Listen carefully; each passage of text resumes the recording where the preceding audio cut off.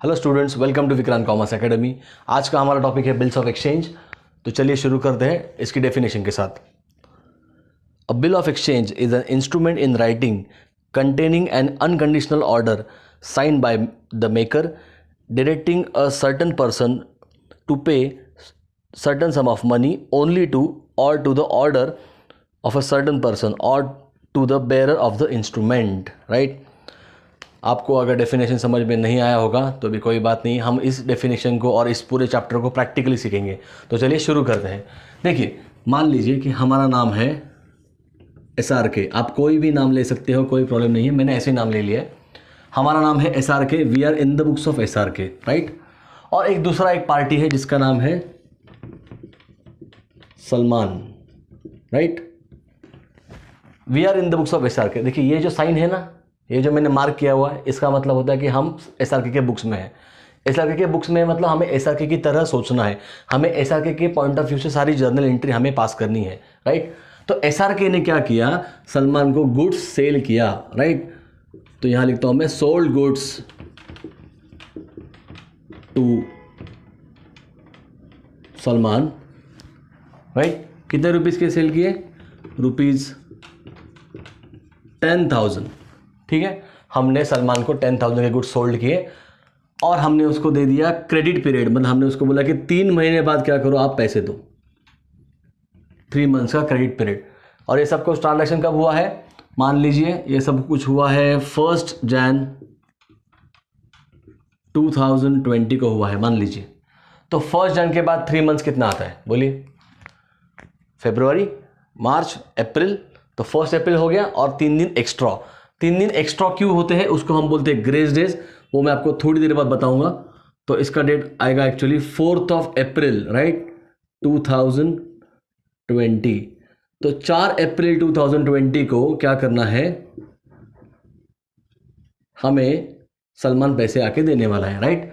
But यहाँ पे एक प्रॉब्लम है, यहाँ पे एक प्रॉब्लम है कि हमें SRK को सलमान के ऊपर बिल्कुल भी ट्रस्ट नहीं है, ठीक है। तो हमने क्या किया, देखिए, अगर ये नॉर्मली ट्रांजैक्शन होता था ना, तो क्या होता था, हमें पैसे आने हैं, सलमान को पैसे देने हैं, तो ये नॉर्मल क्रेडिट ट्रांजैक्शन होता था, राइट। बट अगर सलमान ने मान लीजिए हमें पैसे नहीं दिए तो यहाँ पे हो जाएगा प्रॉब्लम कि हमारे पास कोई लीगल प्रूफ नहीं है कि ये ट्रांजैक्शन हुआ था, राइट। हमारे बिजनेस का बिल वगैरह होगा, दैट इज अनदर पार्ट, वो इनवॉइस बोलेंगे हम उसको, ठीक है। बट हाँ, सलमान ने अगर हमें पैसे नहीं दिए तो हम प्रॉब्लम में आ सकते हैं, हमें शायद ये पैसे हमारे बैड डेट्स हो सकते हैं, राइट। तो ये ना हो, इसलिए हम लोग क्या करेंगे, हम एक फॉर्मेट लेंगे जिसको हम बोलेंगे बिल्स ऑफ एक्सचेंज।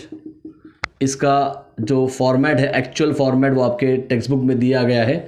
ये चैप्टर 11 CBSE को है and 12th Maharashtra state board को आता है। अप्रोक्सीमेटली इसका वेटेज है 10 मार्क्स का, राइट। तो ये जो वेटेज, ये जो है ना फॉर्मेट, ये भी आता है 5 मार्क्स के लिए और सम आता है 10 मार्क्स के लिए। तो बिल्स ऑफ एक्सचेंज का ये ऐसे हमने फॉर्मेट लिया और ये फॉर्मेट बहुत इजी है, इसमें कुछ नहीं है। इसमें नॉर्मली डेट होगा, स्टैम्प वगैरह होगा, यहाँ पे सलमान का नाम लिखा होगा, राइट। हम सलमान से लिए ना बिल, तो हमने सलमान का नाम लिखा, फिर यहाँ पे लिखा होगा कि 10,000 का अमाउंट है, और यहाँ पर हम क्या करेंगे, सलमान का सिग्नेचर ले लेंगे, राइट। जैसे ही हमने सलमान का यहाँ पे सिग्नेचर ले लिया तो ये प्रूफ हो गया कि सलमान ने हमें पैसे देने हैं। क्लियर? ये लीगल एविडेंस हमारे पास आ गया। सबसे इंपॉर्टेंट क्या है, लीगल एविडेंस आ गया, एक लीगल प्रूफ आ गया हमारे पास। अगर मान लीजिए सलमान ने SRK को पैसे नहीं दिए, हमें पैसे नहीं दिए, तो इस बिल के साथ हम क्या कर सकते हैं, ये प्रूफ कर सकते हैं कि सलमान हमें पैसे नहीं दे रहा है और हम उस पर लीगल प्रोसीडिंग्स कर सकते हैं। क्लियर है? अभी हुआ क्या, देखिए, इस बिल का जो डेट है ना, देखिए, इस बिल को हमने क्या किया, हमने लिखा, किस डेट पे लिखा, 1 जनवरी को लिखा, राइट। और इसका वैलिडिटी कब तक है, ये कब तक मैच्योर होने वाला है, ये लास्ट डेट क्या है इसका, 4 अप्रैल है। 4 अप्रैल 2020 तक ही ये इसका बिल का वैलिडिटी है। 4 अप्रैल के बाद ये बिल हो जाएगा एक्सपायर, मतलब इस बिल का कोई इंपॉर्टेंस नहीं बचेगा। क्लियर? तो अभी देखिए क्या हुआ, इस बिल को हमने ड्रॉ किया का मतलब हमने लिखा, हमने बिल अल्टीमेटली सलमान पे निकाला, तो हम लोग क्या बने, SRK क्या बना, SRK बना बिल का ड्रॉवर, राइट। एंड सलमान ने अल्टीमेटली क्या किया, इस बिल को एक्सेप्ट किया हुआ है, तो हम इसको बोलेंगे ड्रॉई ऑफ द बिल, राइट।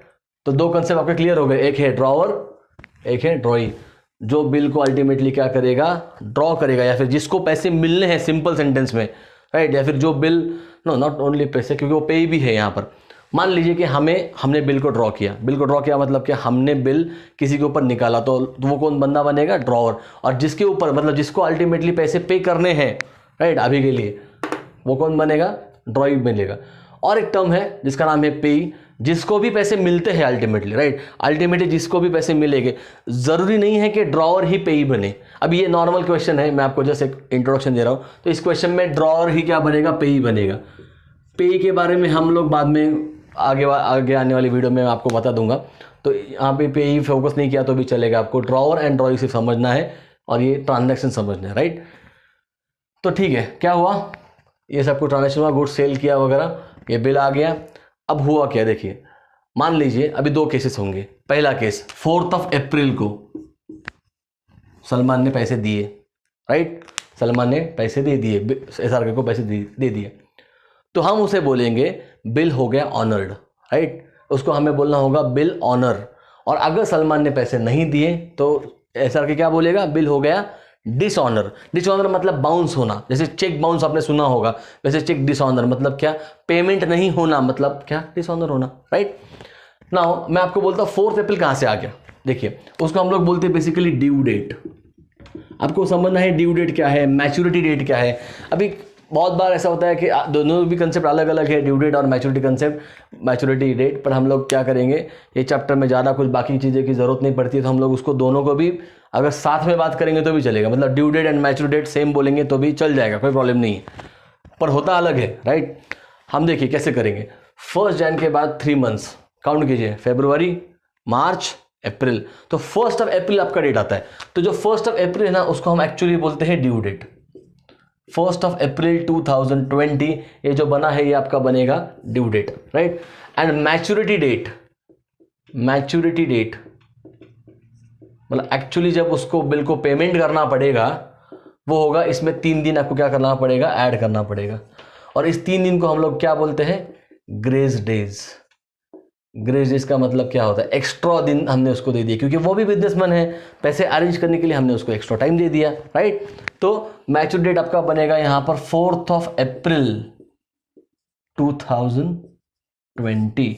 तो आपका 4 अप्रैल 2020 ये क्या बना? आपका मैच्योरिटी डेट बना। क्लियर? अब ये 3 दिन हमने ऐड क्यों किए? क्योंकि मैंने जैसे आपको बोला कि क्या हो गया, मान लो एक, अभी ये इसके साथ बहुत सारे ट्रांजैक्शन है, इसके साथ भी बहुत सारे ट्रांजैक्शन है, हो सकता है कि सलमान भूल गया होगा, तो 3 दिन एक्स्ट्रा पैसे अरेंज करने के लिए, राइट, बैंक बंद हो सकता है, पैसे अरेंज करने के लिए बेसिकली हमने उसको 3 दिन एक्स्ट्रा दिए हुए हैं। अभी मैं आपको समझाता हूँ कि public holiday and emergency holiday क्या होता है। देखिए, पब्लिक हॉलीडे मान लीजिए एग्जाम्पल 4 अप्रैल को पब्लिक हॉलीडे आ गया। पहली बात तो पब्लिक हॉलीडे होता क्या है? पब्लिक हॉलीडे का मतलब होता है 15 अगस्त, 26 जनवरी, 2 अक्टूबर, राइट, ऐसे बहुत सारे हैं हमारे पास पब्लिक हॉलीडेज। पब्लिक हॉलीडे मतलब आपको पक्का पता है कि इस दिन बैंक का हॉलीडे है, राइट, सभी पूरी इंडिया को पता है, सभी को पता है कि इस दिन बैंक चालू नहीं रहेगा, तो उस दिन क्या होगा, शायद पैसे मिलने में, बैंक से विड्रॉ करने में या फिर व्हाटएवर पैसे अरेंज करने में दिक्कत आ सकती है।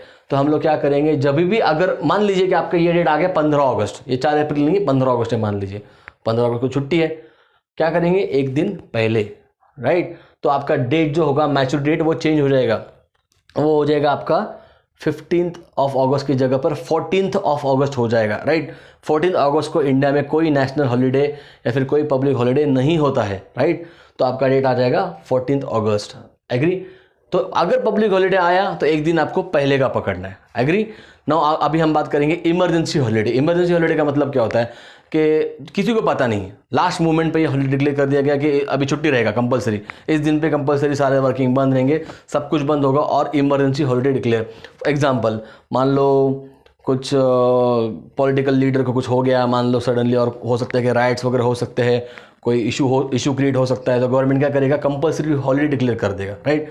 कंपलसरी हॉलीडे लास्ट मूवमेंट पे डिक्लेयर किया तो पहले से किसी को पता नहीं था, हम उसको क्या बोलेंगे, इमरजेंसी हॉलीडे। और अगर आपका ड्यू डेट या फिर आपका मैच्योर डेट व्हाटएवर, आप दोनों भी एक ही है ना, हमने जैसे बात किया, अगर आपका पेमेंट का डेट अगर उस दिन पे आता है ना, कौन से डेट पे, इमरजेंसी हॉलीडे पे, तो क्या होगा, उस दिन तो छुट्टी हो गया, क्या करना पड़ेगा, एक दिन आगे जाना पड़ेगा। तो पब्लिक हॉलीडे एक दिन पहले ड्यू डेट पकड़ो और इमरजेंसी हॉलीडे के लिए एक दिन आगे जाओ। मतलब अगर 4 अप्रैल को सडनली गवर्नमेंट ने बोल दिया कि कि 4 अप्रैल ये डिक्लेयर हो गया आपका इमरजेंसी हॉलीडे सडनली, तो क्या करना पड़ेगा आपको 5 अप्रैल को लेना पड़ेगा, राइट। अगर क्वेश्चन में मेंशन होगा इसके बारे में, पब्लिक हॉलीडे के बारे में मेंशन नहीं होगा, आपको समझना पड़ेगा कि ये पब्लिक हॉलीडे है। इमरजेंसी हॉलीडे के बारे में ऑब्वियसली उनको बताना पड़ेगा, आपको क्वेश्चन में देंगे वो कि ये इस दिन पे इमरजेंसी हॉलीडे आ रहा है, तो आपको एक दिन आगे पकड़ना पड़ेगा। तो इमरजेंसी हॉलीडे मतलब एक दिन आगे जाकर आपका डेट पकड़ेंगे आप। और अगर आपका आ गया है पब्लिक हॉलीडे तो एक दिन पहले, ठीक है। तो क्या क्या कंसेप्ट हमने देखे, हमने देखा ड्रॉअर क्या होता है, ड्रॉई क्या होता है, बेसिक ट्रांजैक्शन होता है जो ऑब्वियसली कंपलसरी क्या होना चाहिए, क्रेडिट ट्रांजैक्शन होना चाहिए। कैश होगा तो बात ही खत्म है, वहां पर ट्रांजैक्शन कंप्लीट हो जाएगा। ये क्रेडिट ट्रांजैक्शन है और क्रेडिट ट्रांजैक्शन में क्या होगा, यहाँ पर सिर्फ एक लीगल प्रूफ के लिए क्या हमने निकाल लिया यहाँ पर bills of exchange, that is bill निकाल लिया, राइट। और उस बिल को जब भी डेट, जब भी पैसे आ जाएंगे हम उसको क्या बोलेंगे, मैच्योरिटी डेट बोलेंगे, राइट। तो ड्रॉअर, ड्रॉई, पेई, जिसको पैसे मिलने हैं, इस टॉपिक में ड्रॉअर एंड पेई सेम थिंग है, राइट। तो ठीक है, इस वीडियो में इतना ही। ये बेसिक इंट्रोडक्शन मैंने आपको दिया, ये बहुत ही बेसिक इंट्रोडक्शन दिया हुआ है। अगले वीडियोस में मैं आपको बढ़ाऊंगा। नेक्स्ट वीडियो में ला रहा हूँ, उसमें है रिटेंशन ऑफ द बिल है, उसके नेक्स्ट वाला वीडियो है डिस्काउंटिंग है, उसके बाद वाला है एंडोर्समेंट है, और सभी एंगल से करेंगे, मतलब ड्रॉअर भी करेंगे, ड्रॉई भी करेंगे, राइट। तो इस वीडियो के एंड में आपको मैं लिंक दे दूंगा नेक्स्ट वाले वीडियो की, ओके। तो ठीक है, अभी के लिए इतना ही। इस टॉपिक में मैंने सिर्फ इंट्रोडक्शन आपको पढ़ाया हुआ है, नेक्स्ट टॉपिक में देखेंगे रिटेंशन ऑफ द बिल। चलो तब तक के लिए थैंक यू वेरी मच।